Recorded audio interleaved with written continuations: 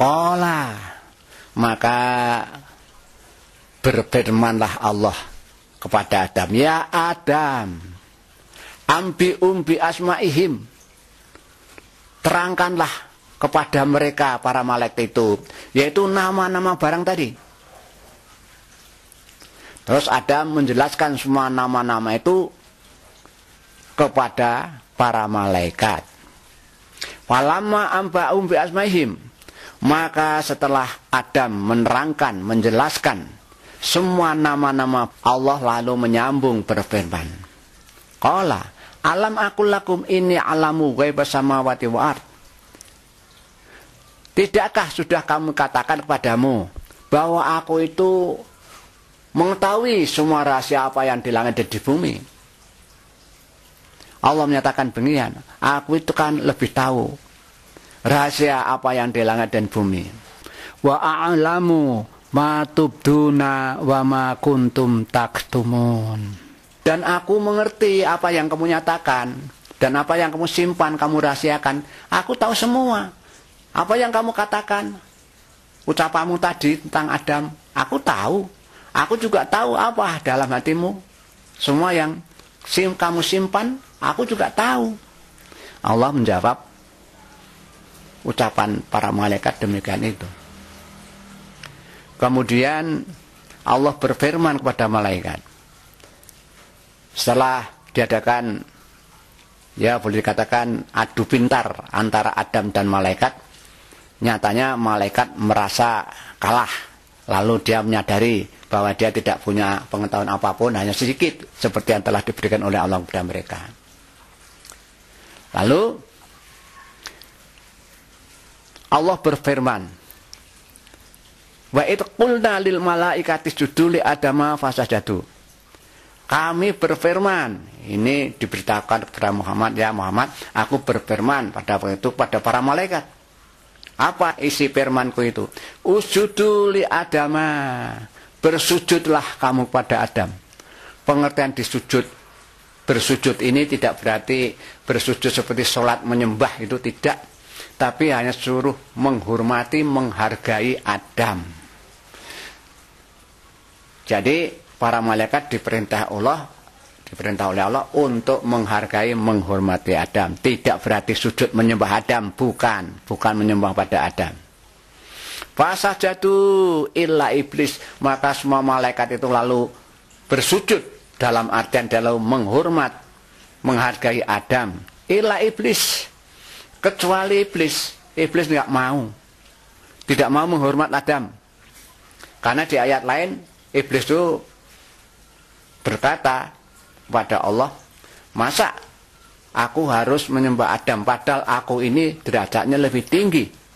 Aku ini diciptakan dari api, Adam dari tanah, kan lebih terhormat saya. Mengapa saya harus menghormat Adam? Makanya iblis membantah, membangkang, tidak mau. Aba, mereka itu membangkang, wastakbaro, dan bersikap sombong. Artinya dia merasa lebih tinggi derajatnya dari Adam dan dia tidak tunduk patuh, tidak mau tunduk kepada Adam, tidak mau menghormat kepada Adam, merasa dia tingkatannya lebih tinggi karena dibikin dari api. Wastakbaro, maka mereka itu lalu bersombong diri, menyombongkan diri. Wa kana minal kafirin, dan oleh Allah mereka dijelaskan dan dia itu termasuk golongan orang kafir. Jadi orang yang punya sifat sombong seperti yang dilakukan oleh iblis itu, oleh Allah dinilai ya mempunyai sifat-sifat orang kafir. Karena orang kafir itu sikapnya suka menyombongkan diri, termasuk iblis tadi. Kemudian Allah berfirman, wa qulna ya Adam uskun anta wa yajukal jannah wa kula minha ragadan haitsu syi'tuma wa la taqrabu hadhihi syajarata fatakuna minadh dhalimin. Setelah Adam diciptakan oleh Allah, lalu Allah berfirman, ya Adam, diamilah surga itu oleh kamu dan istrimu. Jadi Adam diperintah oleh Allah untuk diam di surga beserta istrinya. Nah ini perlu dijelaskan ini. perlu dijelaskan. Kok lalu ada istrinya? Lah itu ceritanya demikian. Pada waktu Adam itu sudah diciptakan dan ada di surga, Adam berjalan sendirian, lalu dalam keadaan letih dia beristirahat, tertidur. Lalu pada waktu dia tertidur itu, setelah bangun ternyata di dekatnya telah ada seorang perempuan. Lah konon beritanya perempuan tadi oleh Allah diciptakan dari diri si Adam sendiri, yaitu diambilkan satu tulang rusuk sebelah kiri dari Adam, itu dibikin jadi Hawa. Lalu Hawa ditanya oleh Adam, siapa kamu? Jawabnya singkat, aku perempuan. Aku perempuan. Lah, apa maksudmu? Kamu kok ada di sini? Supaya kamu tentram terhadap saya. Artinya menyenangi saya lalu jadi tentram. Nah, itulah di situ Adam sudah mempunyai pasangan yang namanya Hawa. Lalu oleh Allah, keduanya tadi perintahkan, kamu Adam dengan istrimu, hendaklah kamu mendiami surga ini. Nah,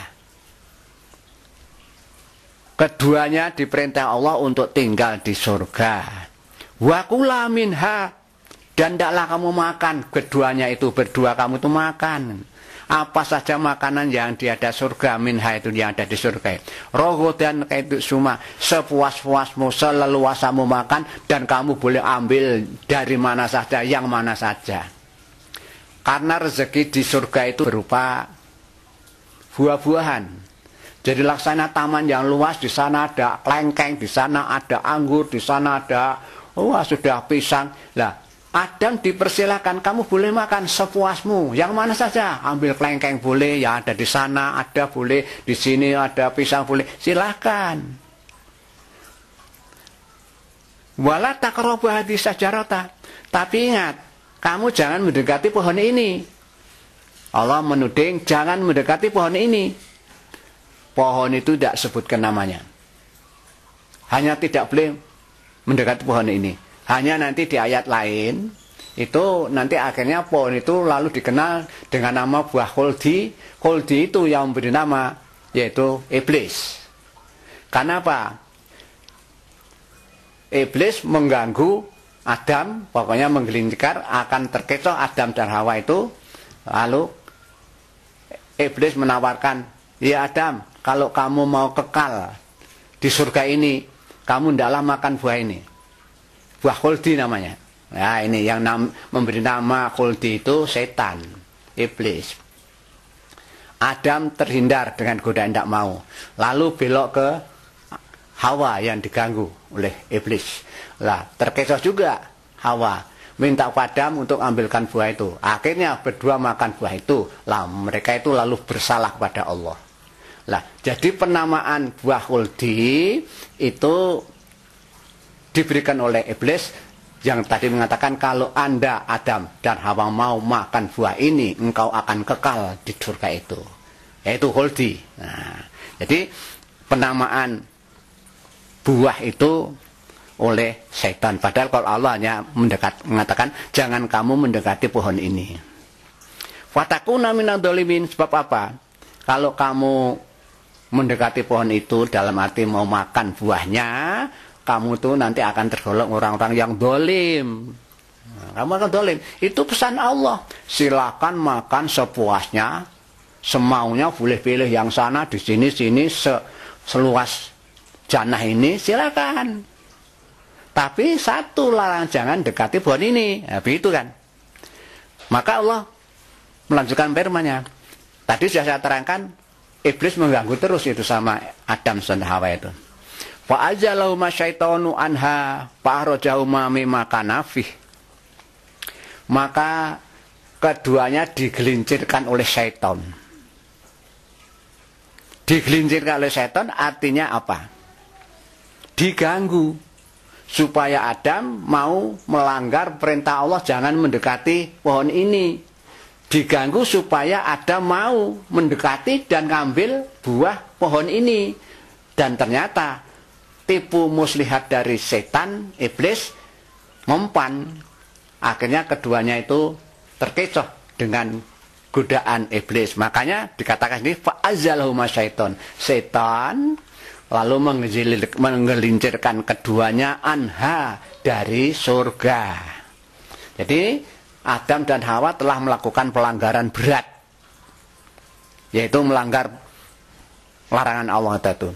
Fa'ahrajahuma mimma kana fi. Fa'ahrajahuma mimma kana fi. Maka kami keluarkan keduanya itu mimma kana fi, dari apa yang semula ada. Jadi maksudnya Adam dan Hawa akhirnya karena pelanggaran itu dikeluarkan dari surga, di mana di surga itu sudah ada apa-apa yang dia sudah dapat menikmatinya, yang ada seperti itu. Lah sekarang dia terpaksa harus keluar dari surga itu dan meninggalkan apa yang ada di surga itu. Buah-buahan sudah ditinggalkan, tempat yang nikmat ditinggalkan. Terpaksa Adam dan Hawa turun ke bumi atas kehendak Allah. Makanya Allah berfirman, wa qulna ihbitu ba'dukum li ba'din adubun. Nah, Allah berfirman, ya Adam, berhubung kamu telah melanggar, turunlah kamu, semuanya, turunlah kamu. Ya, yang diperintah turun tidak hanya Adam sama Hawa saja, termasuk iblis. Itu diusir dari surga, disuruh turun ke bumi. Dan Allah mengatakan, sebagian kamu dengan bagian lain nanti akan saling bermusuhan. Terbukti. Nah, setelah turun di dunia, Adam lalu mempunyai putra. Kebetulan kalau punya putra itu selalu kembar, tapi kembar laki-laki perempuan. Kalau istilah Jawa itu dampit. Nah, kebetulan setelah 2 kali periode melahirkan, berarti sudah ada 2 anak pasangan laki-laki perempuan. Lah, berlaku pada waktu itu hukum kalau kawin itu harus silang gitu. Tapi nyatanya ya Qabil ku nggak mau itu, di modal silang nggak mau, karena pasangannya itu cantik, kok harus mendapat yang lain pasangan itu tadi yang jelek, nggak mau. Terpaksa dia itu mempertahankan pendapatnya, harus dapat pasanganku yang cantik itu. Akhirnya adiknya Habil itu dibunuh. Nah, mulailah baru 1 periode kelahiran pertama dan kedua sudah terjadi ini tadi.